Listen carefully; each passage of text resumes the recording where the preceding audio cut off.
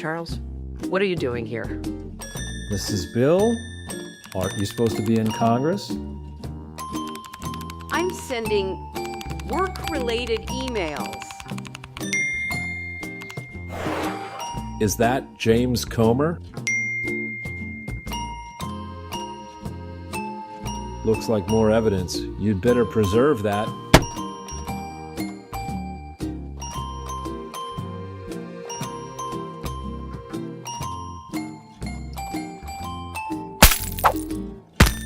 What are you doing? You've got mail. Now, Hillary Clinton's supposed to show up tomorrow. We'll see what happens there. Is that a congressional subpoena? Don't you have to testify about the Epstein files?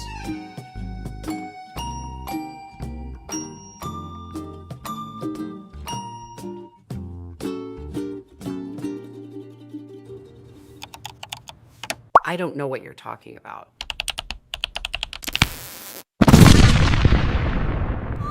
Oh no, Mrs. Bill!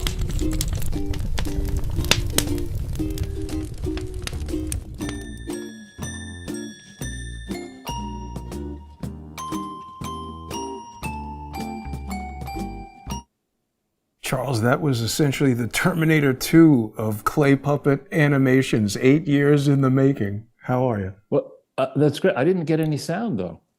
Oh, you didn't? No. Huh. Oh, that's because it was coming from, okay, I know why, but the audience did get sound. Okay. Sorry about that, Charles. I could have played it in another way that you would have got.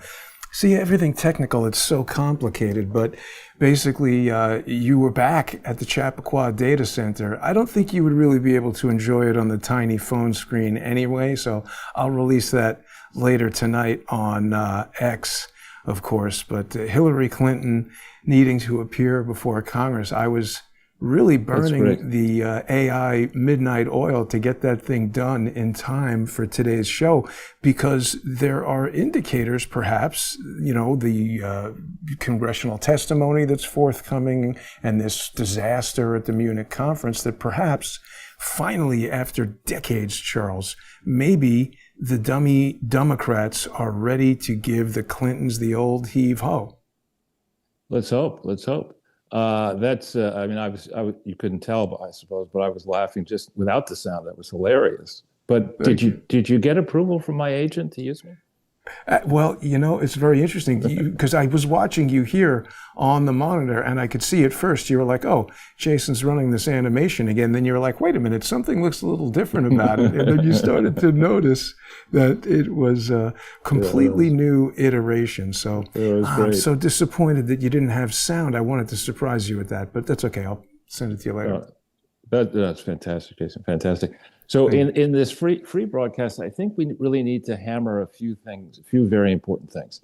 So everything about I would argue, the period from 1972 forward in American politics is just pure theater, right? The decision to remove Nixon is not what we have been sold by Woodward and Bernstein. It is not what happened. The way it happened, it was a plot, and it was, I think, maybe after Kennedy. So it's the second time an American president. In the case of Nixon's victory in '72 was astounding in terms of the electoral college votes and what he actually got. I mean, he certainly had a popular mandate in 1972, yet he was forced out by '74. In the case of what's going on now with Epstein, it's important. It's a long time ago, but it just happens that the key events in Epstein's early life occurred just as I was going through high school as I was in college. And I have a vivid memory of my college experience and my Harvard Business School experience. So in 1976, Epstein got his first job at Bear Stearns, okay? In 1975, Gerald Ford said to New York, drop dead. New York, flirted with bankruptcy. Felix Roy, the famous Lazard banker, and others pulled off a rescue, an unusual rescue that didn't involve bankruptcy. But New York City, I mean, literally down in the area that you and I walked there on Water Street, those buildings were just being put up. There were like tumbleweeds down there. It was, it was a disaster zone. So the notion that a guy who happened to have some connection to Dalton, we don't really understand what he was actually doing at Dalton. Students who were at Dalton then, and I know some, could probably get the yearbook. I have every yearbook of my high school days. So there's yearbooks, there are newspapers, a student newspaper at Dalton. You could figure out what Jeffrey Epstein was being called if he had a connection to Dalton. And my suspicion is he was just a tutor. He was somebody who was on the roster of people. If little Johnny was, not doing well in math, you could hire Jeffrey Epstein on the side, and Epstein would help you with homework. That's my suspicion. I don't think he was actually on the faculty, but there's a simple way to tell. Every yearbook has a list of all, at least the Horace Mann yearbooks have a list of each teacher. So how was he shown in that yearbook? And that's something you wouldn't be able to go into the Dalton Library, but if people really were serious about investigating Jeffrey Epstein, Congress could go there. DOJ, FBI could go there. So what was his actual role there? The notion that he got a serious role at Bear Stearns doing anything other than, back in the day, Xeroxing things, getting coffee for people with no college degree and, and no real bona fides at all after high school is laughable, is absolutely laughable. And the notion back in the 70s, nobody made all that much money in the late 70s, 75 through 80. It was a rough period. I remember Nick Brady and his acolyte, Pat Durkin, great people. I was a little associate, and they would regale us with stories about what it was like in that time frame. They would get to the office at 9:30, have a cup of coffee, go to the there wasn't a women's room, the men's room, and with the Wall Street Journal, the Economist, or whatever, sit on the seat there, do their business, spend an hour, in the bathroom, and then go out and play squash, then have lunch at the racket club. I mean, there's nothing to do. There's no business per se, and firms were downsizing and going out of business. This was also in the era where the brokerage commissions, which had been fixed, were at high levels. That all changed, and the way stocks were trading, the commission structure went down. So inflation was raging. There wasn't that much business. Let's say Jeffrey Epstein, because he was, tutoring Ace Greenberg, the CEO of Bear Stearns, let's say he got some kind of sinecure. This wasn't during a period where you could make a tremendous amount of money. That period occurred after he was fired in 1981. So the origin story of this guy is just absurd. It's absolutely absurd. And you marry that up with the fact that they're, the firms on the street, the big traders, they knew all the other big traders. I mean, Stevie Cohen, as an example, who had to pay, I think, nearly $1 billion fine for improper trading. At his peak, and I don't know what he's doing now, at his peak, he was responsible for 10% of the trading volume, approximately, on the NASDAQ. 10%. That's a big gun. A guy like, if you hadn't heard of Epstein and he claimed that he made all his money trading, this is just fiction. This is fiction made up by people who are trying to launder money. So then we get to this question of the Epstein and Wexner connection. Now, people are not focused enough on what was really going on at Limited Brands, and specifically with Victoria's Secret. The story is, the fable is that Les Wexner, whose family ran department stores and had real estate holdings in and around Columbus, Ohio, and in Ohio in the beginning, found himself, this is the official story, found himself in San Francisco where he noticed a lingerie shop and said, I could buy that, and I'll turn this into a real business. Now, what was Les Wexner doing in San Francisco, scouting lingerie? For right? himself. That's a little bit unusual, right? So I don't know, I don't know how old he was when he actually got married. I don't know how he met Epstein. I don't know if he's straight, bisexual, gay. I don't know. But one thing I do know is that Victoria's Secret, whoever came up with this idea, and maybe it was Wexner with Epstein, they decided to have a fashion show. And I just know, I never went to I think you went to the fashion show, Jason, didn't you? I did. One year when I was in LA, I was sitting at breakfast in a hotel, and this guy struck up a conversation. He seemed gay, invited me to the fashion show. Yeah, and that's normal. Yeah, but the point is that, like rock concerts, like other sporting events and stuff like that, that fashion show evolved into something where people who wanted to sleep with the models. Everybody was there, Charles. Every celebrity was there. I had the crappiest seat in the house, but I mean, every person you could name was there. And so, like the Clinton Global Initiative, remember Epstein takes credit for the Clinton, or Dershowitz, in the letter with Left Court takes credit, or gives Epstein credit for conceiving of the Clinton Global Initiative and for juicing the HIV/AIDS effort. And we'll get to that. That got into higher gear by September of 2002.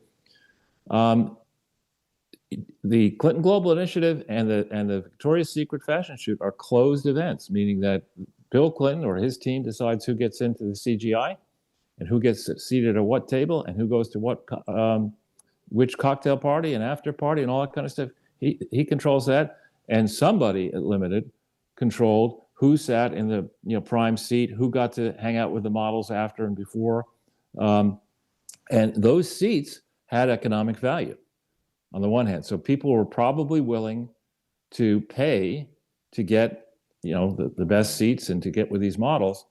And beyond that, where the genius, the criminal genius part goes, if those people who were attending that fashion shoot were married or otherwise affiliated and decided to do the nasty with one or more models, having pictures of that would be enormously valuable. So to me, I've always thought that Epstein was in the blackmail business. This is common, actually, on Wall Street. I'm aware, and I'm not going to name the firm.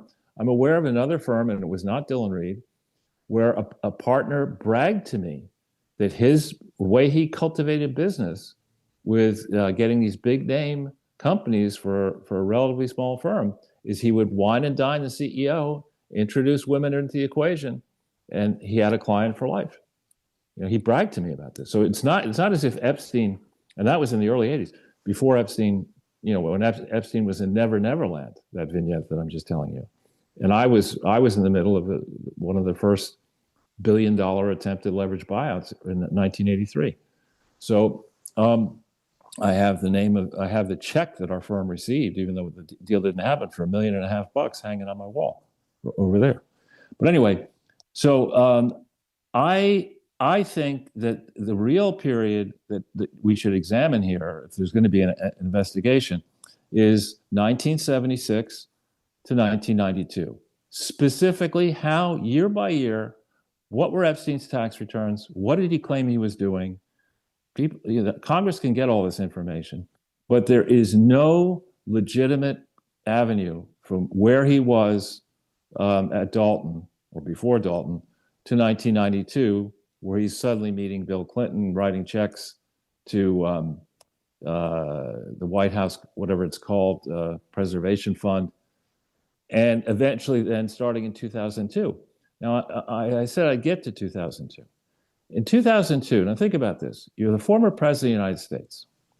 You have had to surrender your law licenses under threat of criminal indictment in January 19th, 2001. You've been impeached.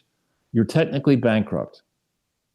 The paperwork on your foundation, which was incorporated October 23rd, 1997, is laughably defective. They've never used the proper legal name. They've never filled out all their paperwork. In times while he was president, because he assumed Al Gore would succeed him, and nothing would ever be uncovered. At times while he was president, the foundation didn't have even 3 trustees, the minimum number required. We could talk for days about all the defects, right? Maybe so you say, all years. right, right, we've been doing so actually, yeah.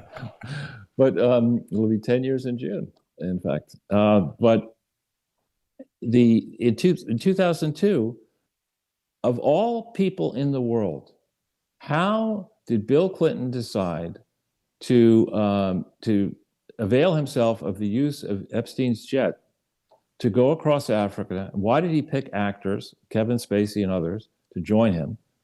If this was a serious effort to fight, quote, AIDS.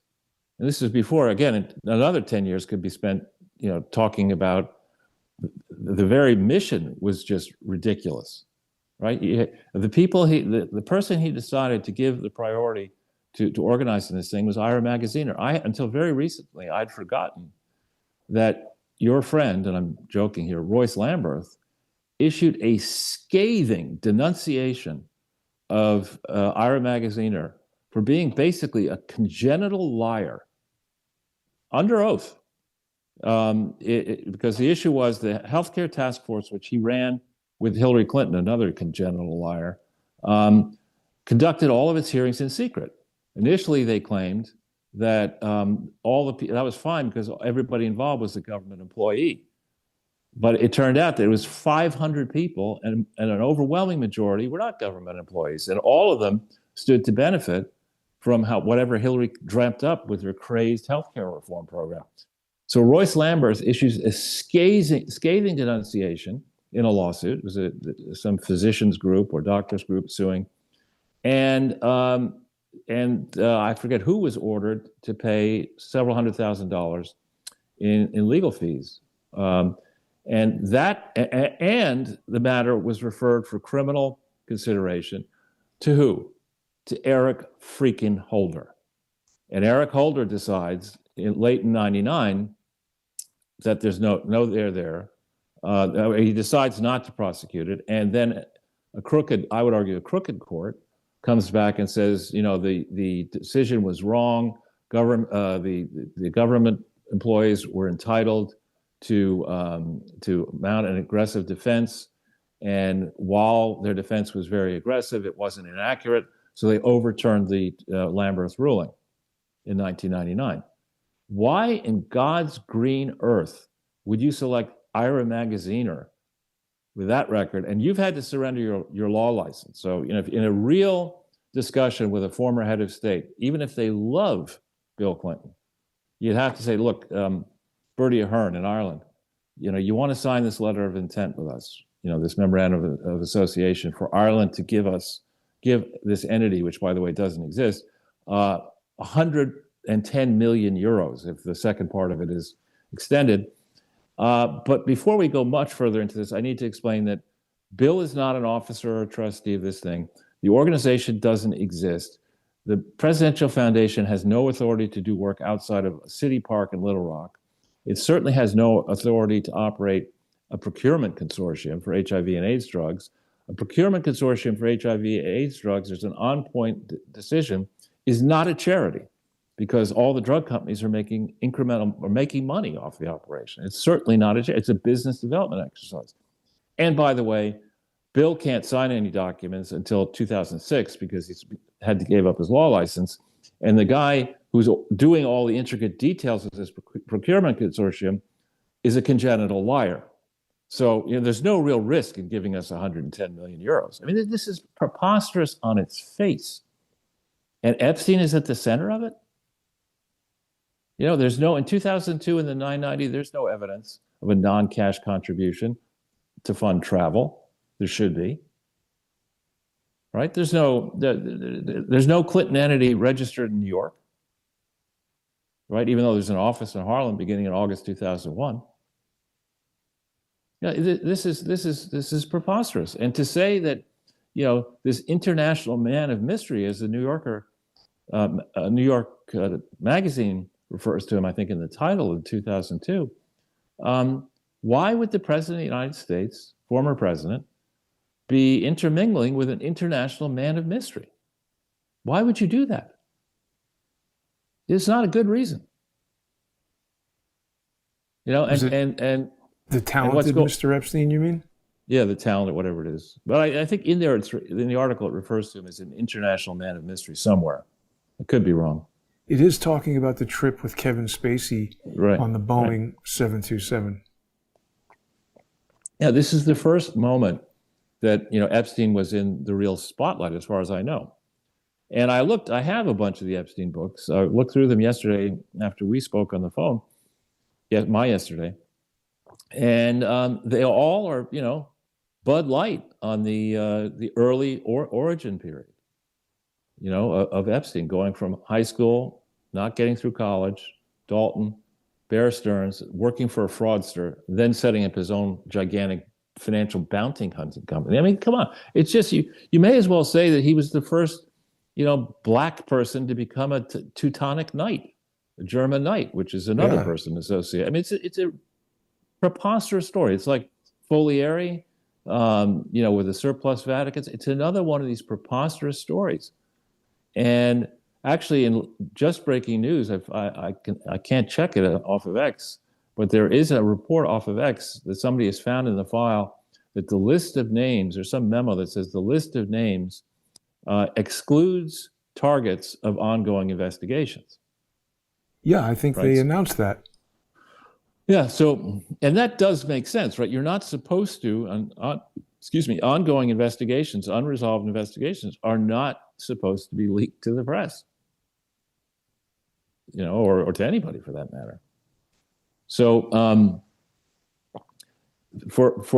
so getting back now to Clinton, in the last 24 hours, Jen Psaki, who has, famously, tried to protect Obama and the Bidens, the Clintons, et cetera, has come out on, I think, MSNBC, saying that Epstein was involved in a large illegal enterprise. And, we need to get to the bottom of this. Reuters has released a story saying that they have determined, looking at the files, that there is a large illegal enterprise and we need to see, what was really going on here and who's being protected. That is what Hillary Clinton is going to say if she does get out there on 26th and 7th, I think, of February. If Bill and she get in front of Congress, or however they do it, they are going to refuse to answer any questions about them and take up as much time as possible making unfounded Ted Lieu-style allegations against Trump, and they're already calling it the Epstein administration. This is the Epstein administration. That's their approach. And people in America, some of us have gotten, I think, more educated over the last 10 years, but sad to say, that doesn't make up for the dumbing down of Western civilization, which has occurred at an ever-quickening rate. I mean, think of the number of garbage stories that were accepted as truth back in 2015 and 16 that are all hoaxes. Think of them. We still have people trying to argue that Barack Obama's 8 years in the White House, that was a scandal-free zone. It was a nonstop scandal. Yeah. Started as a scandal, ended as a scandal. Charles, we've only got about another minute before we make our way over to the First Amendment Forum. There's obviously still a lot more to discuss. People can join us over there on crowdsourcethetruth.substack.com or subscribestar.com or patreon.com/crowdsource the truth. People can also follow me on X at JG_CSTT and subscribe there. These animated Hillary Clinton cartoons aren't going to make themselves, Charles. So it's important that people sponsor the show. I think they are. I did use AI extensively to make that, but contrary to what people believe, I didn't just say, make me a cartoon about Hillary Clinton. It was a lot of work, and I'm mostly using AI to create elements that were then used very much in the same way that I've done traditional visual effects in the past. So it's an interesting exercise into some of my, core skills. I was doing clay animation when I was 10 years old. So it was good to come back to that look with much more sophisticated tools. I'll be pleased when you can see the final thing, because the level of sophistication over the totally simple 8 years ago thing is so astounding. I think you'll appreciate the attention to detail in there. No, I'm sure it's fantastic. I mean, your work is excellent.